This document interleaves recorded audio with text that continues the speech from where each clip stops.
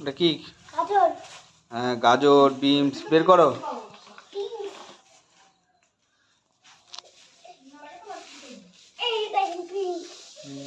খোলো খোলো এটা কি?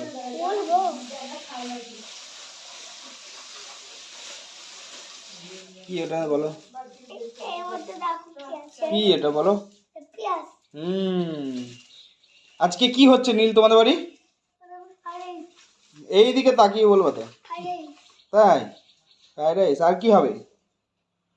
ফ্রাইড রাইসের সাথে কি হবে? লেবু। তাই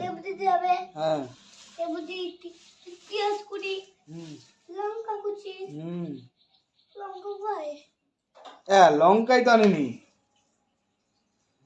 যা কি হবে?